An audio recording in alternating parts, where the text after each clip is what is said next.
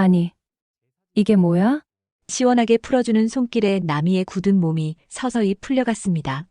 온몸이 녹아내리는 듯한 안도감 속에서 그녀는 자신도 모르게 깊은 잠에 빠져들었죠.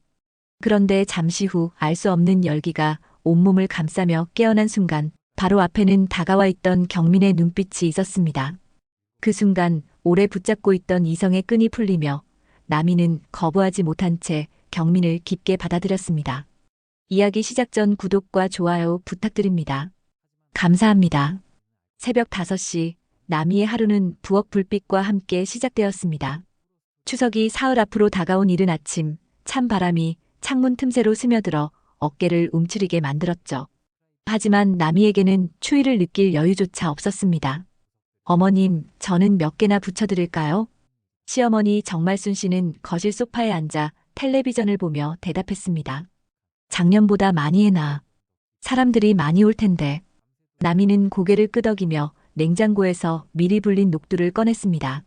20년이 넘게 반복해온 명절 준비였지만 해마다 몸은 더 무거워지고 어깨는 더 결려왔죠. 믹서기 소리가 부엌을 가득 채우는 동안 남편 기태 씨는 여전히 침실에서 코를 골고 있었습니다. 나미야, 나물은 언제 무칠 거야? 시어머니의 목소리가 부엌까지 들려왔습니다. 나미는 손목을 돌리며 시계를 확인했어요. 벌써 6시가 넘어가고 있었죠. 지금 준비하고 있어요, 어머님. 도라지, 고사리, 시금치까지. 각각의 나물마다 다른 양념과 정성이 들어갔습니다. 나미의 손끝은 이미 빨갛게 부어올라 있었지만 멈출 수는 없었어요. 집안 대소사를 모두 혼자서 감당해야 하는 것이 당연하다고 여겨져 왔으니까요. 오전 11시가 되어서야 기태 씨가 부엌에 나타났습니다. 잠옷 차림에 머리를 헝클어뜨린 채로 말이죠. 뭐 도와줄 거 있어? 그의 물음에 나미는 쓴웃음을 지었습니다. 벌써 반나절을 혼자 보낸 뒤에야 나타나서 하는 말이었거든요. 이제 거의 다 했어요. 커피나 드세요. 기태 씨는 별말 없이 거실로 향했고 곧 텔레비전 소리가 들려왔습니다. 나미는 다시 혼자가 되었어요. 갈비찜을 끓이는 냄비에서 김이 모락모락 피어오르고 전 부치는 기름 소리가 지글지글 부엌을 채웠죠. 점심시간이 지나서야 모든 음식이 완성되었습니다. 나미는 식탁 위에 정갈하게 놓인 음식들을 바라보며 깊은 한숨을 내쉬었어요. 목과 어깨가 돌덩이처럼 무거웠고 허리는 마치 부러질 것 같았습니다. 맛 좀 보시겠어요?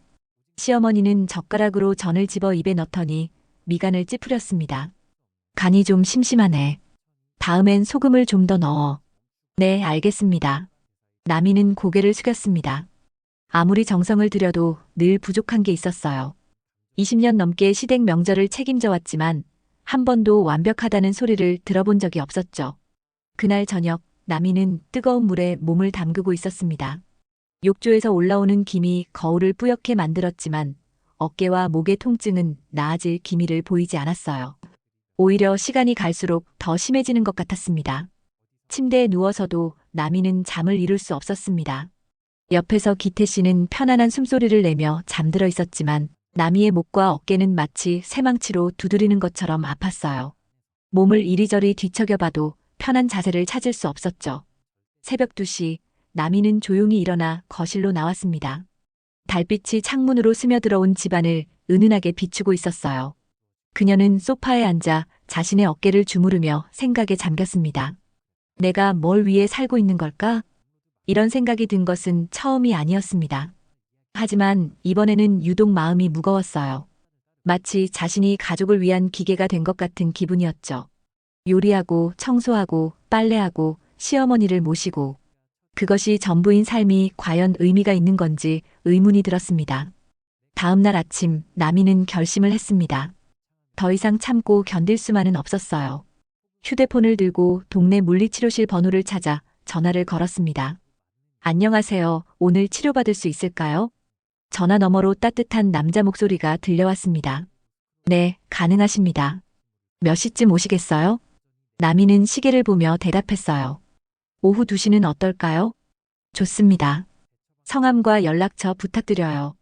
전화를 끊고 나서 나미는 거울 앞에 섰습니다. 피곤에 지친 얼굴이 그녀를 바라보고 있었어요. 하지만 이상하게도 마음 한편이 조금 가벼워진 기분이었습니다. 오랜만에 자신만을 위한 시간을 가질 수 있다는 생각에 말이죠. 하지만 나미는 아직 몰랐습니다. 그 작은 결심이 자신의 인생을 완전히 바꿔놓을 거라는 사실을 말이에요. 오후 2시, 나미는 동네 상가 1층에 위치한 물리치료실 앞에 서 있었습니다. 참사랑 물리치료실이라고 적힌 간판이 따뜻한 오렌지색 조명으로 빛나고 있었어요. 유리문 너머로는 깔끔하게 정리된 치료실 내부가 보였죠. 문을 열고 들어서자 은은한 아로마 향이 코끝을 스쳤습니다. 일반 병원의 차가운 소독약 냄새와는 전혀 달랐어요. 벽면에는 인체 해부도와 함께 따뜻한 색감의 그림들이 걸려 있었고 작은 화분들이 여기저기 놓여 있어 마치 카페 같은 분위기를 연출하고 있었습니다. 안녕하세요. 전화 주신 분이시죠? 카운터에서 일어선 남자가 나미를 향해 미소를 지었습니다. 50대 중반으로 보이는 그는 키가 크고 단정한 인상이었어요. 깔끔하게 빗어넘긴 머리와 온화한 눈빛이 첫인상부터 신뢰감을 주었죠. 네, 정남이입니다. 윤경민입니다. 어디가 불편하신지 말씀해 주세요. 경민의 목소리는 생각보다 부드러웠습니다. 나미는 자신도 모르게 긴장이 풀리는 것을 느꼈어요. 목하고 어깨가 너무 아파서요. 며칠 전부터 잠도 못 잘 정도로 심해졌어요. 경민은 고개를 끄덕이며 차트에 뭔가를 적었습니다. 그리고 나미를 치료 침대로 안내했어요. 명절 준비하시느라 고생 많으셨을 것 같은데요. 이맘때 오시는 분들이 대부분 같은 증상이세요. 나미는 깜짝 놀랐습니다. 자신의 상황을 이렇게 정확히 짚어내는 사람을 만난 것은 처음이었거든요. 어떻게 아셨어요? 20년 넘게 이 일을 해왔는데 명절 때마다 어머님들이 많이 오세요. 다들 같은 표정을 하고 계시거든요. 경민의 말에는 진심 어린 공감이 담겨 있었습니다. 나미는 마음속 어딘가가 따뜻해지는 것을 느꼈어요. 여기 누우시고 편하게 계세요. 치료 침대는 생각보다 푹신했습니다. 나미가 누우자 경민은 목과 어깨 부위를 천천히 살펴보기 시작했어요. 그의 손길은 놀라울 정도로 부드러우면서도 정확했습니다. 아, 여기 정말 많이 뭉쳤네요. 얼마나 무거운 걸 많이 드셨을까요? 경민이 나미의 어깨 근육을 누르자 아픈 신음이 새어나왔습니다. 하지만 그 아픔 속에서도 뭉친 근육이 서서히 풀리는 것이 느껴졌어요. 집에서 스트레칭은 하고 계세요? 그럴 시간이 없어요. 아침부터 저녁까지 쉴 틈이 없는걸요. 나미의 대답에 경민은 잠시 손을 멈췄습니다. 그러게요. 가족들은 당연하다고 생각하지만 정작 하시는 분은 얼마나 힘드신데요. 이 말에 나미의 눈시울이 뜨거워졌습니다. 20년 넘게 살면서 누군가 자신의 마음을 이렇게 이해해 준 적이 있었던가 싶었어요. 여기선 힘 빼셔도 괜찮습니다. 아무 걱정 말고 편히 쉬세요. 경민의 목소리가 더욱 부드러워졌습니다. 나미는 그동안 꽉 쥐고 있던 어깨에서 힘을 빼기 시작했어요. 마치 단단히 조여진 매듭이 서서히 풀리는 것 같았죠. 치료실 안은 고요했습니다. 오후 시간이라 다른 환자들은 없었고 창밖으로는 따스한 가을 햇살이 스며들어왔어요. 멀리서 아이들이 뛰노는 소리와 바람에 흔들리는 나뭇잎 소리만이 들려왔죠. 경민의 손이 나미의 목 뒤쪽을 지압하기 시작했습니다. 정확한 지점을 찾아 적절한 힘으로 눌러주는 그의 솜씨는 마치 마법 같았어요. 오랫동안 쌓였던 피로가 조금씩 풀려나가는 것이 느껴졌습니다. 많이 혼자 견뎌오셨겠어요. 이 정도로 근육이 경직된 건 하루 이틀 일이 아니거든요. 경민의 말에 나미는 고개를 끄덕였습니다. 말을 하려고 했지만 목이 메어 소리가 나오지 않았어요. 울고 싶으시면 우셔도 돼요. 여기서는 누구도 뭐라고 하지 않으니까요. 그 말에 나미의 눈에서 눈물이 주르르 흘러내렸습니다. 언제부터인가 눈물을 참는 것이 습관이 되어 있었는데 이렇게 마음 놓고 울 수 있다는 것만으로도 위로가 되었어요. 30분간의 치료가 끝나고 나미는 천천히 몸을 일으켰습니다. 목을 좌우로 돌려보니 아까와는 확연히 달랐어요. 마치 무거운 짐을 내려놓은 것 같았죠. 좀 어떠세요? 신기해요. 이렇게 가벼워질 줄 몰랐어요. 나미의 얼굴에 오랜만에 미소가 떠올랐습니다. 경민도 따라 웃으며 스트레칭 방법이 적힌 종이를 건넸어요. 집에서 이렇게 해보세요. 조금씩이라도 꾸준히 하시면 도움이 될 거예요. 나미는 그 종이를 소중히 받아들었습니다. 누군가 자신을 위해 이렇게 정성스럽게 신경 써준다는 것이 얼마나 고마운지 몰랐어요. 치료실을 나서면서 나미는 뒤돌아보았습니다. 경민이 환한 미소로 보고 있었어요. 그 모습을 보며 나미의 마음속에는 오랫동안 꺼져 있던 작은 불씨가 다시 타오르기 시작했습니다. 첫 번째 치료를 받고 일주일이 흘렀습니다. 나미의 어깨는 많이 나아졌지만 목 부분은 여전히 뻣뻣했어요. 집안일을 하다 보면 다시 근육이 굳어지는 것 같았죠. 그날은 가을비가 촉촉이 내리는 늦은 오후였습니다. 하늘은 회색 구름으로 뒤덮여 있었고 빗방울이 창문을 두드리는 소리가 운치 있게 들려왔어요. 나미는 우산을 들고 물리치료실로 향했습니다. 안녕하세요. 또 오셨네요. 경민의 반가운 목소리가 나미를 맞이했습니다. 오늘은 평소보다 치료실이 더욱 조용했어요. 빗소리 때문인지 환자들의 발길이 뜸했던 것 같았죠. 어깨는 어떠세요? 많이 좋아졌어요. 그런데 목 뒤쪽이 아직도 좀 아파서요. 나미는 목 뒤쪽을 가리키며 말했습니다. 정말로 그 부분이 계속 결리고 있었거든요. 아, 그 부분은 깊숙한 곳에 있어서 시간이 좀 더 걸려요. 이쪽으로 오세요. 치료실 안은 평소보다 더욱 은은한 조명이 켜져 있었습니다.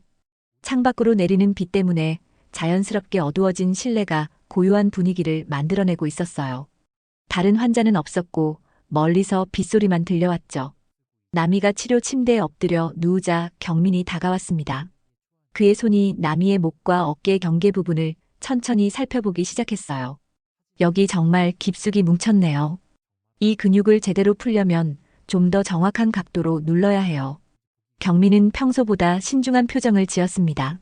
목 뒤쪽 깊은 근육은 잘못 건드리면 더 악화될 수 있었거든요. 조금 아플 수 있는데 참을 수 있으시겠어요? 네, 괜찮아요. 경민의 손이 나미의 목 뒤쪽 깊숙한 곳을 찾아 들어가기 시작했습니다. 정확한 지점을 찾으려면 더 세밀한 촉진이 필요했어요. 그러다 보니 자연스럽게 그의 몸이 나미 쪽으로 더 가까이 와야 했죠. 치료가 진행되면서 경민은 나미의 체형을 더 정확히 파악해야 했습니다. 목 뒤쪽 근육의 방향을 확인하려면 어깨 라인을 따라가며 체크해야 했거든요. 그의 손이 목에서 어깨로, 어깨에서 등 위쪽으로 천천히 이동했어요. 여기 자세가 많이 틀어져 있네요. 한쪽으로 기울어진 상태로 오래 있으셨나 봐요. 경민이 나미의 자세를 바로잡으려고 했습니다.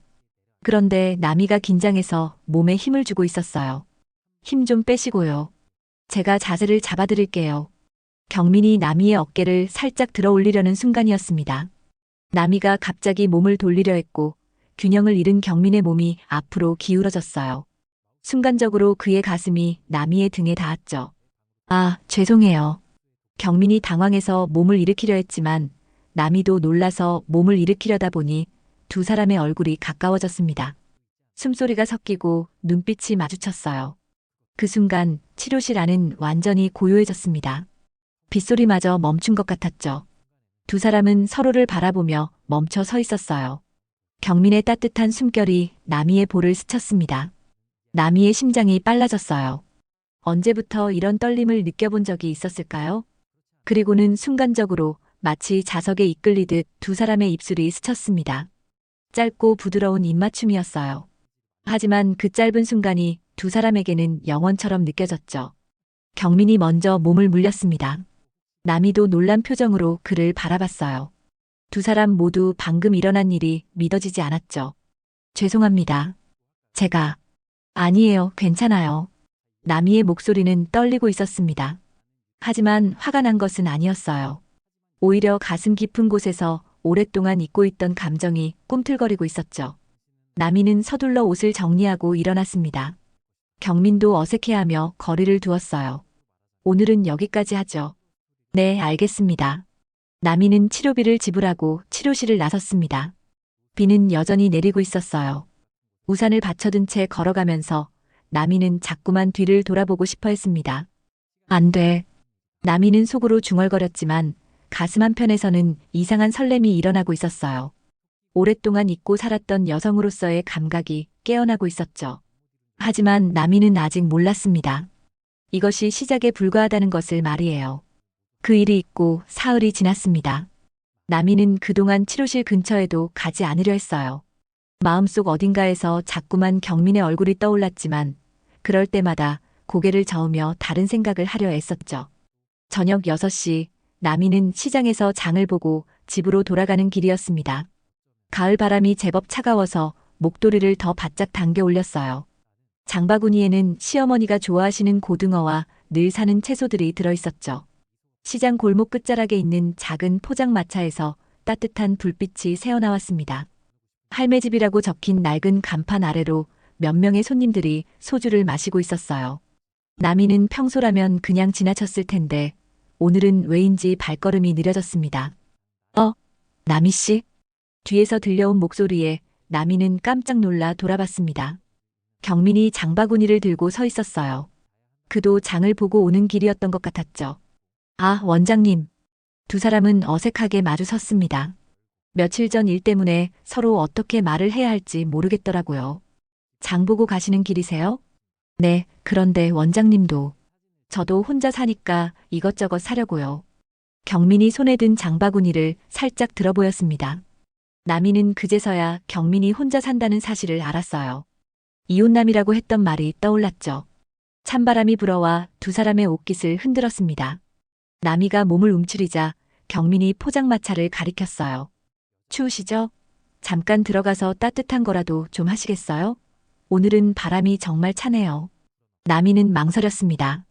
하지만 정말 추웠고 무엇보다 경민과 좀 더 이야기하고 싶은 마음이 들었어요. 그럼 잠깐만요. 포장마차 안은 따뜻했습니다. 할머니가 끓여주는 어묵 국물에서 김이 모락모락 피어올랐고 연탄불 냄새가 정겨웠어요. 두 사람은 구석자리에 마주 앉았죠. 어묵 2그릇하고 소주 1병 주세요.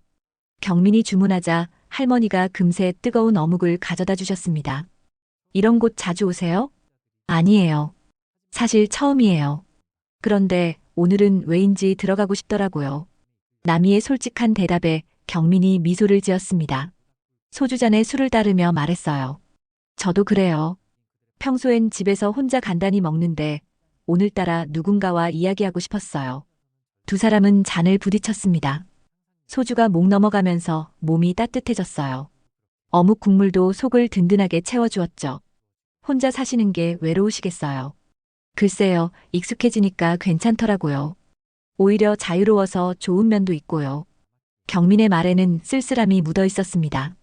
나미는 왠지 그의 마음이 이해가 되었어요. 저는 가족이 있어도 때로는 혼자인 것 같을 때가 있어요. 나미가 조심스럽게 말하자 경민이 고개를 끄덕였습니다. 그런 외로움이 더 힘들 수도 있겠네요. 옆에 있는데도 마음이 통하지 않는다면.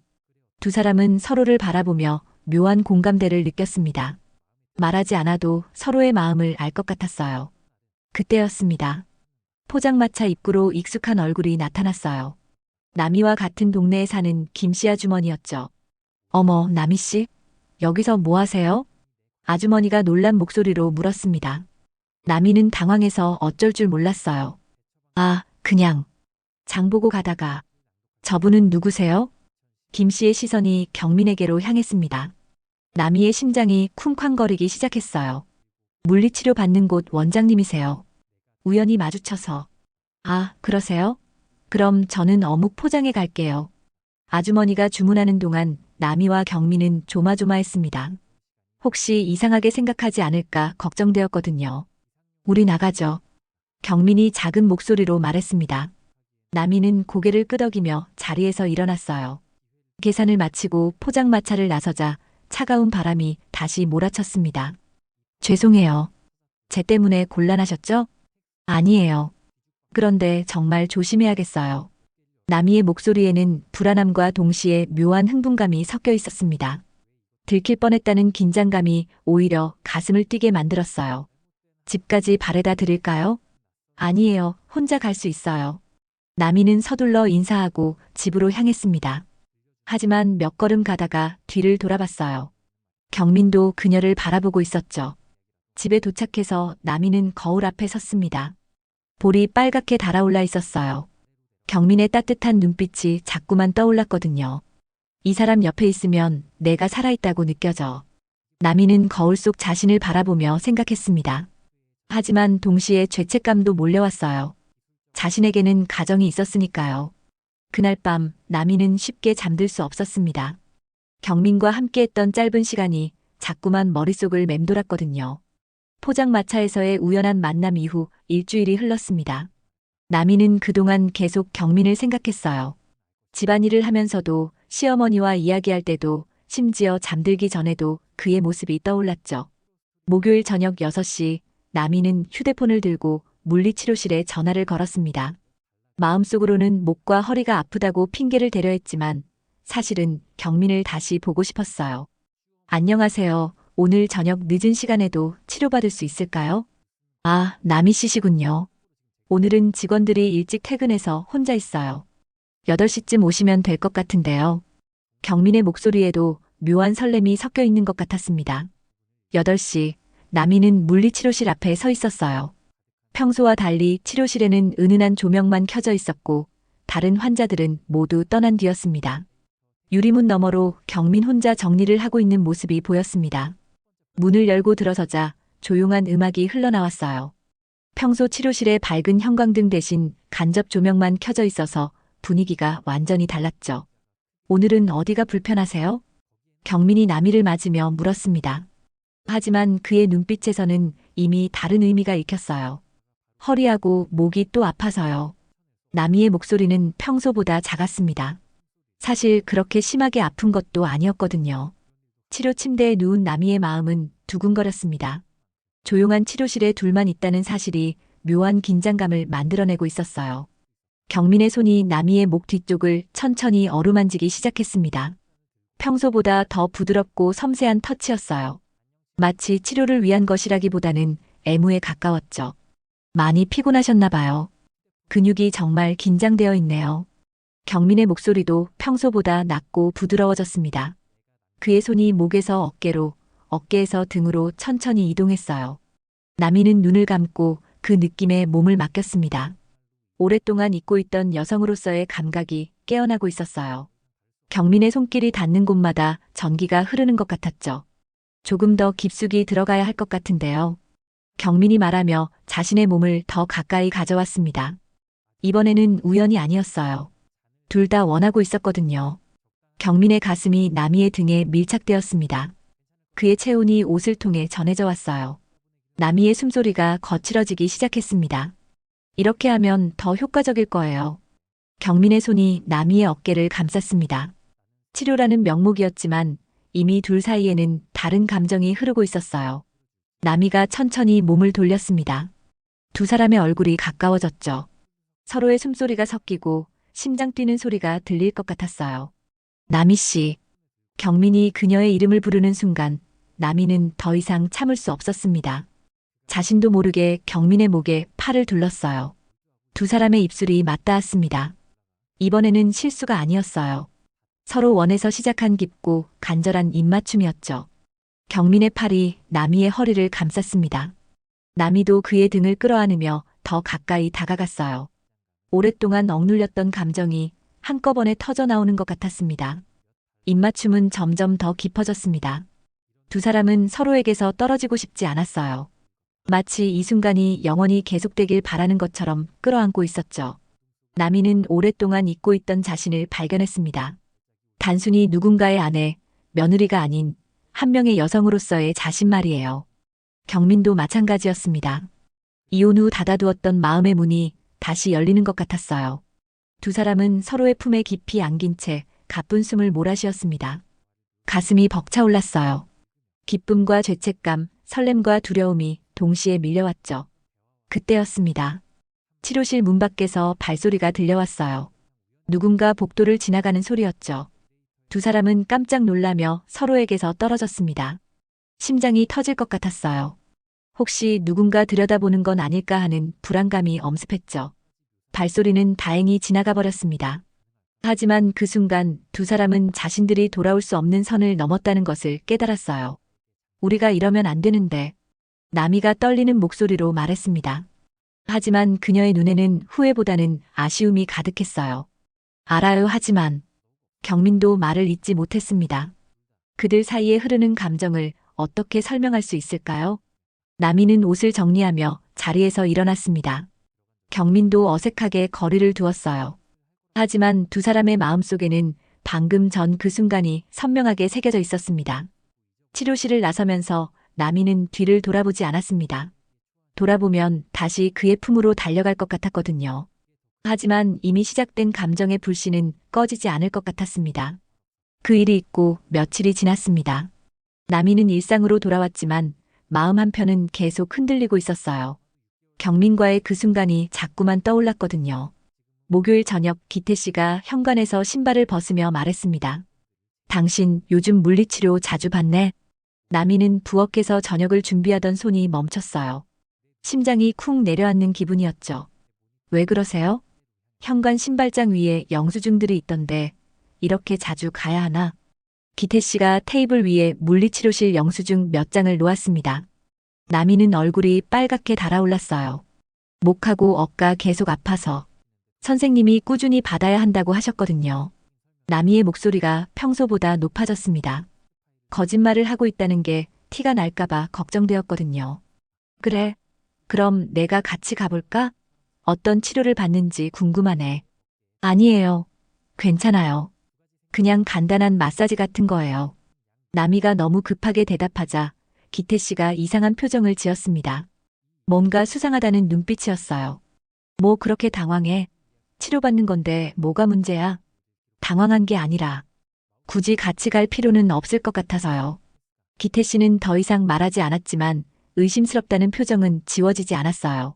나미는 가슴이 두근거려서 밥을 제대로 먹을 수도 없었죠. 그날 저녁 9시쯤이었습니다. 기태 씨가 볼 일이 있다며 잠깐 나간 사이였어요. 나미는 설거지를 하고 있었고 시어머니는 거실에서 텔레비전을 보고 계셨죠. 쿵. 갑자기 거실에서 큰 소리가 들려왔습니다. 나미가 급히 뛰어가 보니 시어머니가 바닥에 쓰러져 계셨어요. 얼굴이 새파래진 채 의식을 잃으신 상태였죠. 어머님, 어머님. 나미는 당황해서 시어머니를 흔들어 봤지만 반응이 없었습니다. 급히 119에 전화를 걸었어요. 여보세요, 119죠? 시어머님이 갑자기 쓰러지셨어요. 구급차가 도착할 때까지 나미는 시어머니의 손을 꼭 잡고 있었습니다. 평소에는 잔소리가 많아서 때로는 부담스럽기도 했지만 이렇게 쓰러져 계시니 마음이 아팠어요. 기태 씨에게도 급히 전화를 걸었습니다. 여보, 어머님이 갑자기 쓰러지셨어요. 지금 구급차가 와서 병원으로 가려고요. 뭐라고? 지금 바로 갈게. 구급차 안에서 나미는 시어머니의 손을 잡으며 기도했습니다. 제발 무사하시기를 바라는 마음뿐이었어요. 경민과의 일로 복잡했던 마음도 잠시 사라졌죠. 응급실에서 의사가 나와 설명해 주었습니다. 일시적인 뇌혈관 경련이었던 것 같습니다. 다행히 큰 문제는 없어 보이는데 조금만 늦었으면 위험할 뻔했네요. 기태 씨가 병원에 도착했을 때는 이미 시어머니의 의식이 돌아온 후였습니다. 그는 헐레벌떡 뛰어와서는 어머니의 손을 꼭 잡았어요. 어머니, 괜찮으세요? 괜찮다, 괜찮아. 나미가 빨리 발견해서 다행이었어. 시어머니가 약한 목소리로 말씀하셨습니다. 기태 씨는 나미를 바라보며 고개를 끄덕였어요. 고마워, 당신이 빨리 조치해줘서. 그날 밤 나미와 기태 씨는 병실에서 시어머니를 지켰습니다. 시어머니는 다행히 안정을 찾으셨지만 하룻밤은 입원해서 지켜봐야 한다고 했거든요. 기태 씨가 자판기에서 커피를 2잔 사와서 나미에게 건넸습니다. 뜨거우니까 조심해서 마셔. 그의 목소리에는 평소에 듣지 못했던 다정함이 묻어 있었어요. 나미는 깜짝 놀랐습니다. 언제부터 남편이 이렇게 자상한 말을 해줬던가 싶었거든요. 고마워요. 두 사람은 나란히 앉아서 커피를 마셨습니다. 병원 복도는 조용했고 간간히 간호사들의 발소리만 들려왔어요. 당신도 많이 힘들었겠다. 평소에 어머니 모시느라. 기태 씨의 말에 나미의 마음이 복잡해졌습니다. 오랜만에 듣는 남편의 위로였거든요. 괜찮아요. 당연한 일이니까요. 당연한 일이라고 하지만 나도 이제 좀 더 도와야겠어. 기태 씨가 나미의 손을 살짝 잡았습니다. 오랫동안 잊고 있던 남편의 따뜻함이었어요. 나미는 마음이 흔들렸습니다. 며칠 전까지만 해도 경민의 품에서 다른 감정을 느꼈는데 지금은 남편의 작은 다정함에 마음이 움직이고 있었거든요. 이제 어떻게 해야 하지? 나미는 속으로 생각했습니다. 경민에 대한 그리움과 남편에 대한 미묘한 안도감이 동시에 밀려왔어요. 두 남자 사이에서 자신의 마음을 알 수 없었죠. 시어머니가 잠든 모습을 바라보며 남이는 생각에 잠겼습니다. 가정이라는 것이 무엇인지, 자신이 정말 원하는 것이 무엇인지 혼란스러웠어요. 기태 씨도 마찬가지였습니다. 평소에는 당연하게 여겼던 아내의 헌신이 새삼 고맙게 느껴졌거든요. 물리치료를 자주 받는다고 해서 의심했던 자신이 부끄러워지기도 했고요. 내 아내 같은 사람이 어디 있을까? 기태 씨는 남이의 옆모습을 바라보며 생각했습니다. 그동안 너무 무심했던 것은 아닌지 반성이 되었어요. 새벽이 깊어갈수록 두 사람의 마음에는 서로에 대한 새로운 감정이 싹트고 있었습니다. 하지만 남이의 마음 한편에는 여전히 경민에 대한 그리움이 남아 있었어요. 시어머니가 태어나고 사흘이 지난 어느 저녁이었습니다. 하늘에서는 굵은 빗방울이 떨어지기 시작했어요. 가을 장마가 시작되는 듯했죠. 남이는 집 안에서 빗소리를 들으며 복잡한 마음을 달래고 있었습니다. 병원에서 기태의 다정함이 계속 머릿속을 맴돌았어요. 오랫동안 잊고 있던 남편의 따뜻한 면을 다시 보게 되었거든요. 하지만 동시에 경민에 대한 그리움도 사라지지 않았습니다. 저녁 8시쯤 갑자기 휴대폰이 울렸어요. 남희 씨, 오늘 보조기구 받으러 오시기로 했는데 안 오셔서요. 경민의 목소리였습니다. 아, 죄송해요. 지금 받으러 갈게요. 남희는 우산을 들고 집을 나섰습니다. 기태는 거실에서 뉴스를 보고 있었고 시어머니는 일찍 주무시고 계셨죠. 잠깐 나갔다 올게요. 이 비에 어디가? 오늘 보조기구 받기로 했는데 깜빡해서요. 얼른 다녀올게요. 천천히 발걸음을 옮겨 물리치료실에 도착하니 생각지 못한 상황이 터졌습니다. 누수가 발생해서 천장 여러 곳에서 물이 똑똑 떨어지고 있었고 바닥은 이미 젖어 있었어요. 경민은 혼자서 양동이와 수건을 들고 여기저기 뛰어다니고 있었죠. 아, 갑자기 천장에서 누수가 생겨서. 경민의 옷은 이미 물에 젖어 있었습니다. 머리도 헝클어져서 평소의 단정한 모습과는 전혀 달랐어요. 제가 바닥 닦을게요. 원장님은 전자기기부터 옮기세요. 남이도 재킷을 벗고 소매를 걷어 올렸습니다. 두 사람은 말없이 물과 싸우기 시작했어요. 1시간 정도 지나자 상황이 많이 나아졌습니다. 전자기기들은 안전한 곳으로 옮겼고 바닥의 물기도 대부분 닦아냈어요. 하지만 두 사람은 모두 물에 흠뻑 젖어 있었죠. 정말 고마워요. 혼자였으면 큰일 날 뻔했어요. 경민이 남이에게 고개를 숙여 인사했습니다. 그의 진심 어린 감사에 남이의 마음도 따뜻해졌어요. 괜찮아요. 서로 돕고 사는 거죠. 두 사람이 마지막 물기를 닦기 위해 바닥에 웅크리고 있을 때였습니다. 젖은 바닥을 닦던 남이와 경민의 손이 우연히 스쳤어요. 전기가 통하는 듯한 느낌이었습니다. 두 사람은 동시에 손을 멈추고 서로를 바라봤어요. 며칠 전 남편과 병원에서의 일로 복잡했던 남이의 마음이 다시 흔들리기 시작했습니다. 경민도 마찬가지였습니다. 남이의 젖은 머리카락이 볼에 붙어 있는 모습이 아름다워 보였어요. 두 사람은 서서히 가까워지려 했습니다. 바로 그때였습니다. 딸랑. 치료실 문이 열리는 소리가 들렸습니다. 두 사람은 깜짝 놀라며 벌떡 일어났어요. 문 앞에는 우산을 든 기태 씨가 서 있었습니다. 남이의 얼굴이 새파래졌습니다. 심장이 멈출 것 같았어요. 어떻게 여기까지 왔을까 싶었죠. 여기가 맞았네. 기태 씨는 의외로 차분했습니다. 화를 내거나 의심스러워하는 기색은 없었어요. 여보, 어떡해. 병원 간다고 했는데 1시간이 넘어도 안 와서 찾아다녔어. 그런데 여기서 뭐해? 남이는 말문이 막혔습니다. 뭐라고 대답해야 할지 몰랐어요. 경민이 나서서 설명했습니다. 천장에서 누수가 나는 바람에 죄송합니다. 사모님이 친절하게 도와주셨습니다. 아, 그래요? 수고 많으셨네요. 기태 씨는 젖은 바닥과 여기저기 놓인 양동이들을 보며 상황을 이해한 듯 했습니다. 그리고 경민에게 다가가서 말했어요. 저희 집사람이 치료 많이 받고 있는데 어떤 치료법이 좋은 건가요? 목과 어깨 근육이 많이 경직되어 있어서 꾸준한 이완 치료가 필요합니다. 집에서도 스트레칭을 규칙적으로 하시면 도움이 될 거예요. 경민은 전문가답게 차분히 설명했습니다. 기태 씨는 고개를 끄덕이며 들었어요. 그래요? 제가 너무 몰랐네요. 집에서 어떻게 도와주면 될까요? 간단한 목 마사지나 따뜻한 찜질 같은 것만 해줘도 많은 도움이 됩니다. 남이는 두 남자가 자신에 대해 이야기하는 것을 들으며 묘한 기분이었어요. 들킬 뻔했다는 공포와 동시에 남편이 자신을 걱정한다는 것에 대한 안도감이 교차했죠. 그럼 우리는 이제 집에 가자. 기태 씨가 나미에게 말했습니다. 나미는 고개를 끄덕이며 경민에게 인사했어요. 그럼 저희는 이만. 오늘 정말 고마웠습니다. 덕분에 큰 피해를 면했어요. 경민도 정중하게 인사했습니다. 하지만 그의 눈빛에는 아쉬움이 묻어 있었어요. 차 안에서 기태가 말했습니다. 당신이 아픈 걸 내가 너무 몰랐구나. 그의 목소리에는 진심 어린 미안함이 담겨 있었습니다. 괜찮아요. 이제 많이 나아졌어요. 아니야. 앞으로는 내가 더 신경 쓸게.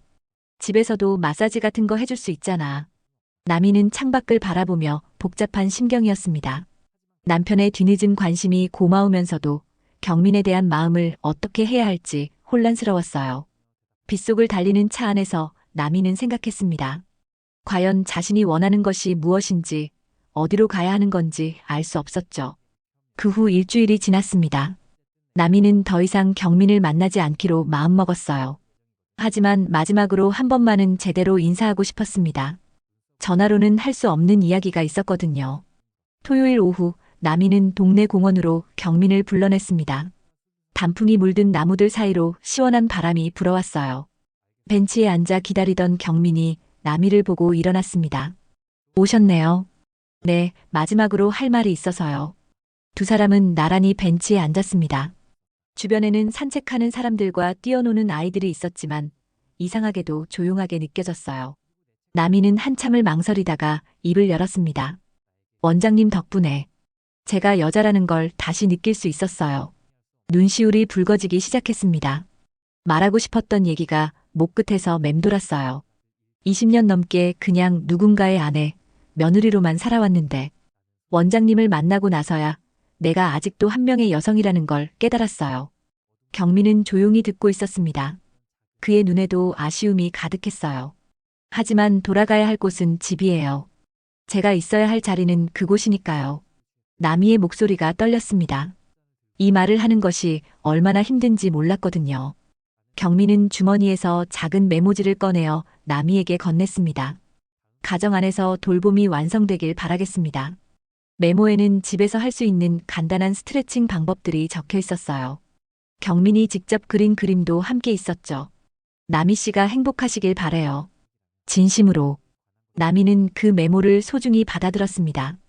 눈물이 뺨을 타고 흘러내렸지만 후회는 없었어요. 오히려 고마운 마음이 더 컸죠.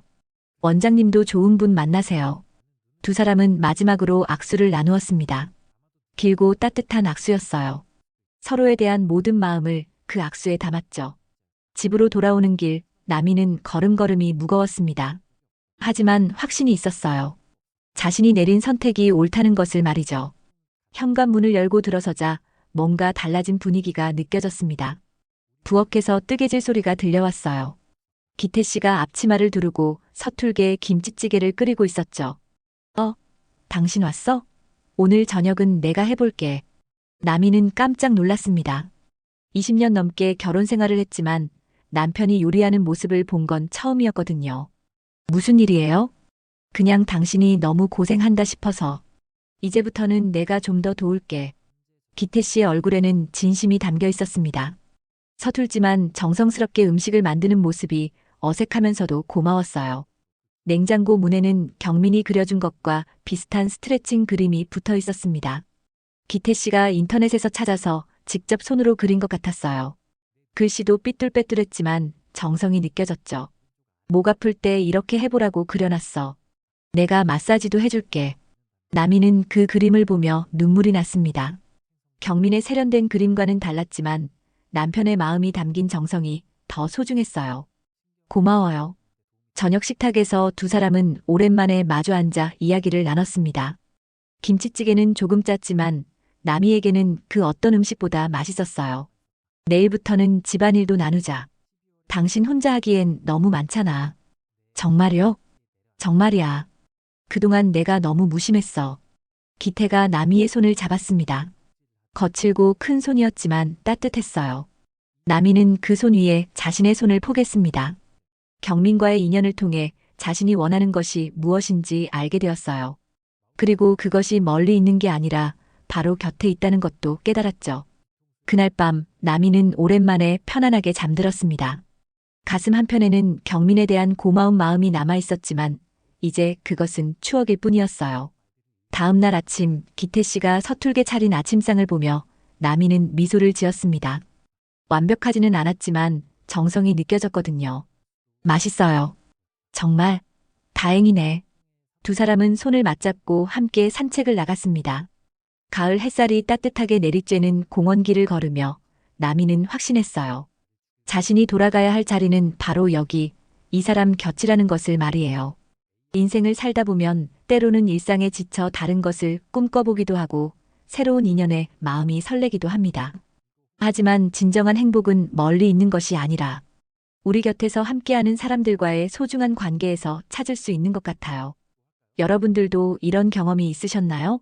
일상에 지쳐 다른 삶을 꿈꿔본 적이 있으셨나요? 아니면 가족의 소중함을 뒤늦게 깨달은 경험이 있으신가요? 누구나 살면서 한 번쯤은 나미와 같은 고민을 해보셨을 거라고 생각합니다. 중요한 것은 그 순간에 어떤 선택을 하느냐겠죠. 오늘 이야기가 여러분들에게 작은 위로와 생각할 거리가 되었기를 바랍니다. 댓글로 여러분의 생각과 경험을 들려주세요. 그리고 좋아요와 구독도 꼭 눌러주시면 더 좋은 이야기로 찾아뵙겠습니다. 감사합니다.